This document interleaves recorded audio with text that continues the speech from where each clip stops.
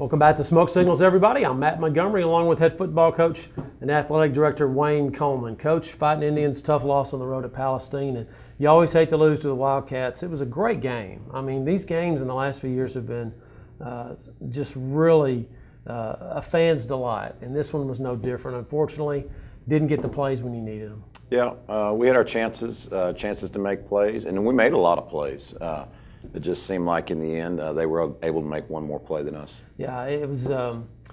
You jumped out to the 14-0, actually 20-7 lead, and kind of limped into the half a little bit. They kind of got a few plays started working for them. And what did they do differently in the second quarter that kind of turned it around? And they ran the ball well. Yeah, they did. Number 22, their running back, is a good little football player. He had a good night running the football against us. We contained the quarterback, but they got the tailback going a little bit on us, and we had some pass protection problems that we've got to get addressed. If we give our quarterback time to throw the football, he can make big plays. Tough matchup in the secondary with that big tight end number 11. He was about 6'3", 240, a junior. I mean, he has to be a Division I prospect. Matchup problems with him, but you did, as you said just now, you did contain Victor Gray quite well. Yeah, and that was plan A going in, so we were able to execute that on defense. And but kudos to them. They had a couple other kids, 22 and 11, that made some big plays for them. Coach, there's the old saying, there's no substitute for speed. And this was quite a different look than week one against Pine Tree. Palestine, not nearly as large as Pine Tree, but man, they were quick. Yeah, there was a lot of speed on the field. We'll see on the highlights. We've got speeds on for both teams. We had some kids running around making plays, and they did too. Coach, I think that, kind of like last year when they came to Tomato Bowl and you lost 49-40, you had a great football team last year. I think you have a good football team this year. How does a game like this, at this point of the year, it's only week 2, where does that put you as far as mentally and emotionally for your football team? You have to take advantage of the situation, find a way to grow from a loss, and really grind harder on your mistakes. And early in the season, there's going to be a lot of mistakes, and we're still getting things cleaned up. We cleaned up a lot of stuff on special teams. Our special teams play was much better this week. So we've got to really start looking for the little details, things that'll make us better.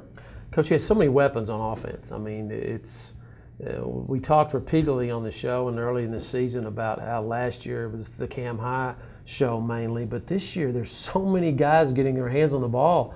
And I know that at some point that's good to have that kind of diversity. Do at some point you say, okay, we're gonna go more to him or less to him, or how does that? Is this what you're trying to find out in non-district? Well, non-district games are always about getting a bunch of kids playing time and getting a bunch of kids touches on offense to see what they can do with the ball.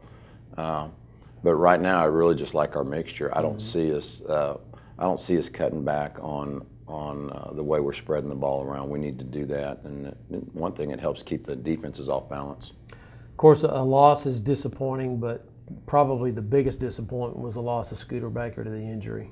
Yeah, Scooter's been playing his third year as a starter for us.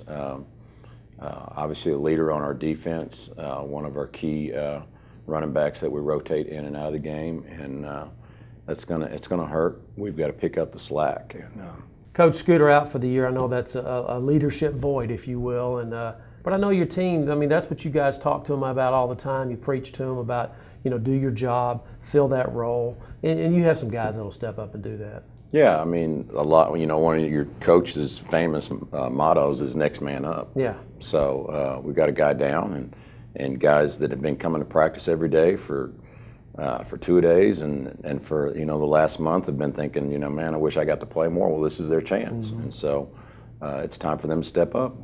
Coach, Monster plays in this game. I mean, this was not one of those games where it's long sustained drives and just multiple plays on a drive. It was just a huge amount of big plays that we'll see here in just a moment on the highlights. Yeah, I guess that's what happens when you put a lot of speed on the field, and both teams were taking their shots, and we're a little more of a big play team this year on offense than we were last year. Last year we possessed the ball, work on winning the time of possession. We're not worried about that this year. Our defense is much improved, so we're going to let those defensive kids go out there and play, and we're going to take our shots on offense. Well, let's take a look at some of the highlights. Jacksonville versus Palestine. last week at Wildcat Stadium.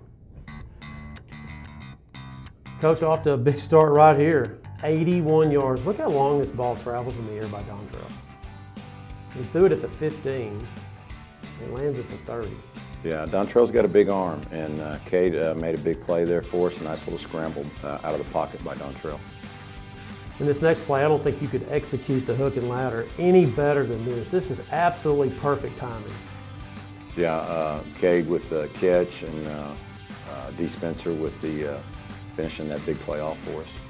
14-0, and then with about 10 minutes to go in the second quarter, Palestine gets on the board.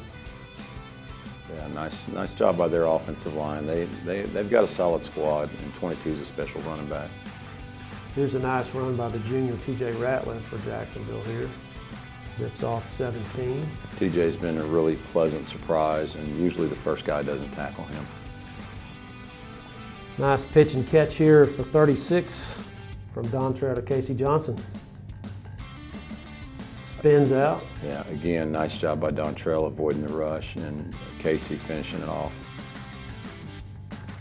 And here's that big number 11 for Palestine that Dever, Tony Dever, with the touchdown catch from 15. He's definitely a matchup problem. So big and strong. He's going to be a special ball player for them, just being a junior now. Key play here at the end of the first half, about a couple of minutes to go, Dontrell on the sack fumble that Palestine recovers. This was a tough break for your team here. Yeah, we've really got to work hard this week on our pass protection and try to get some things fixed there. So with 27 seconds remaining in the first half, Palestine gets on the board and takes the lead here. Yeah, they beat man coverage down there. They got in the red zone on us, and we had to go straight man, and they made the play. Now here is a Jacksonville record here, the longest interception return tipped at the line of scrimmage. Coach, who tipped that? Boy, I don't even know. It might have been Shiloh, yeah. But D. Spencer, if he gets in the open field, nobody's going to catch him. I mean, look at the space that he's creating there. 106 yards. Nobody has ever done that in Jacksonville history. And what a great play. Puts Jacksonville back up 26-21. And then Palestine returns the favor, and they get a pick six right here. Now, this was a tough one. We tried to run D up the sideline, but again, we got pressure on the quarterback and causes a bad throw. And the thing about Palestine, they've got so many kids that can do stuff with the ball in the open field, and number two for them, their inside linebacker, is also a great athlete. So Palestine jumps back up in front, 31-26, and boy, here's a tough one here. Cade Chandler in the end zone. So close. Yeah, we got behind them, and we just couldn't quite get the ball there. Yep, back in the corner. Would have been 6. And this is one of the more athletic interceptions you will ever see, sophomore Shiloh Kennedy. We're really excited about Shiloh. He's going to get to play a lot more inside linebacker with Scooter being out. And you can tell he's got some skills the way he ran that ball into the end zone. Of course, got a push in the back, didn't nullify it. He still had the football right here. This is a key play. Deshaun McEwen checks in at quarterback, and you go for it here on 4th down, and it's late in the 4th quarter. You're down by 5, and just didn't get inside like you needed to right here. Yeah, it was just ended up a yard short there. That would have kept the drive alive down there, and that was a tough break for us. So Palestine gets the win, 31-26. Coach, you go to 1-1 and head off to Hallsville this coming week, another road game. The Hallsville Bobcats got beat 28-24 by Wiley East. They lost the first game to White House. So they're 0-2. They're at home. You know they're looking for a win. Talk about Hallsville. What do? They're trying to learn the system. Coach Drennan came over there from Mineola after they won the state championship over there, and a bunch of those coaches moved over there, and those kids are still trying to learn the system, and they're getting better each week. You can tell by the scores and the way they were much more competitive last week against a tough Wiley East team. So they don't have a Jeremiah Crawford at quarterback, do they? No, they don't, thank God, but they've got some good players. Yeah. They've got a nice tailback and some kids on defense that'll hit you.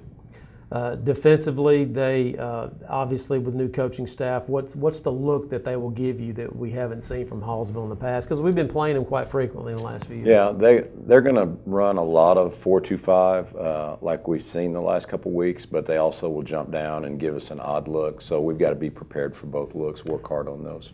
Each week you seem to be working more and more people into the offense. Last week, I mean, a lot of Wildcat at quarterback, and you threw a lot of deep balls last week, and you had one that could have been another deep ball to Cade Chandler that he dropped, which you don't see him do ever.